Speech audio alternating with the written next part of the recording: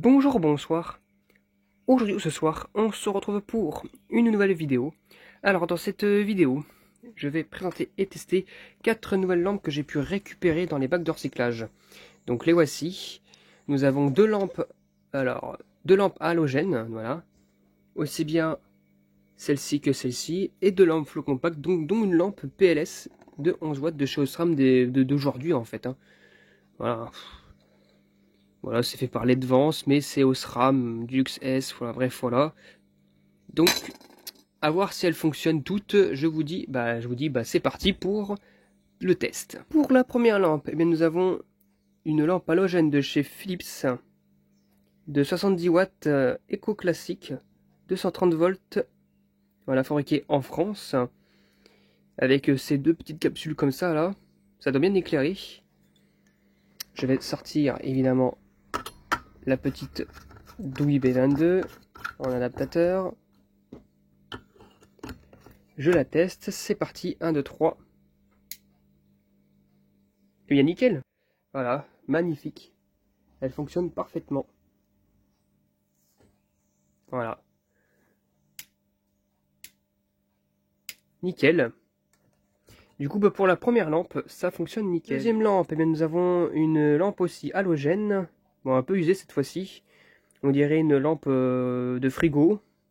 De chez Osram, il me semble. Ouais, Osram. Là, c'est marqué quoi? C'est marqué 1988. Mais bon, elle n'a pas été fabriquée en 1988, ça c'est sûr et certain. Fabriquée en Slovaquie de 40 watts.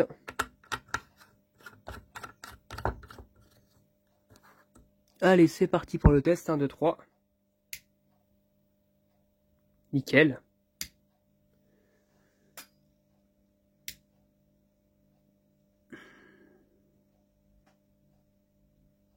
Nickel, nickel. Elle fonctionne parfaitement aussi, puis elle éclaire bien. On fait attention parce qu'elle est un peu usée. Juste de la griller. Donc ouais. Nickel sinon. Donc pour la deuxième lampe, ça fonctionne aussi nickel, super bien. Voilà, voilà. La troisième lampe, eh bien, nous avons une lampe donc de Castorama. Voilà, de 15 watts, B22 230 volts 50 Hz, qui est probablement du blanc chaud. 3U, qui est un peu usé quand même, mais bon, les électrons ont l'air d'être comme d'aller, je sais pas. On verra bien ça. Je la mets en place. Allez, c'est parti pour le test. 1, 2, 3. Ah bah dis donc, là, il y a un souci au niveau du ballast et de l'amorçage. Non, j'ai pas plus que ça. Elle reste aux électrodes allumées. Pauvre petite lampe. Ouais.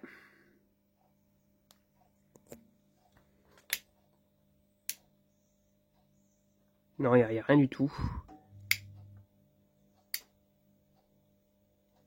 J'ai absolument rien qui ressort.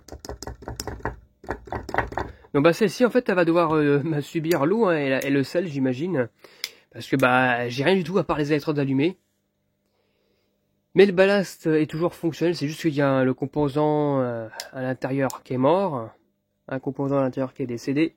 Et donc du coup bah elle va devoir affronter son ennemi l'eau. Mais dans une prochaine vidéo. Bon bah celle-ci elle fonctionne pas très bien. Allez, maintenant on va passer à la dernière, donc la PLS de 11 watts. Dernière lampe, mais nous avons une lampe PLS de chez Osram de 11 watts en blanc très chaud, 827, fabriquée en Chine. J'aime pas ces versions-là, c'est la première que j'ai en cette version-là, je trouve qu'elle est pas top. Parce qu'en fait, ils ont voulu imiter, tout simplement, ils ont voulu imiter la version des années 80-90, avec leur culot, enfin leur base en métal. Mais alors là, franchement... L'épaisseur du tube laisse tomber, ça se voit que c'est pas une lampe d'aujourd'hui, c'est pas une lampe des années 90, début 2000 ou même 80. Hein. Oh là là, c'est horrible, mais regardez comment c'est fin le tube. Donc je l'ai récupérée comme ça, peut-être qu'elle est neuve parce que il me semble pas qu'elle est de... Ouais non, elle est pas marquée du tout. Mais pas du tout. Non, elle est pas marquée du tout. Ça reste assez... Non, non, elle n'est pas marquée du tout. Donc à voir si elle fonctionne. Allez, c'est parti pour le test. 1, 2, 3. Eh bien, nickel. Oh là là, par contre, regardez la qualité de fabrication. Regardez l'état de l'électrode. Pourtant, apparemment, c'est neuf, hein, mais c'est même pas du cramé, en fait. Hein. Je sais pas ce qui s'est passé, là, mais ça a fumé de l'intérieur, j'imagine. Quand ils ont dû refermer le tube, bah, ça a dû créer quelque chose, ça a dû cramer quelque chose, et du coup, bah voilà, ça a dû fumer et tout, c'est horrible. Franchement, ça se voit que c'est pas de la qualité, quoi. Regardez l'épaisseur du verre, quoi. Il n'y a rien quasiment là-dedans. Mais bon, elle fonctionne. Mais bon, voilà. Et puis le starter, c'était un starter à l'argon, d'ailleurs. Ouais, oh, par contre, oh là là, le starter qui brusque le tube.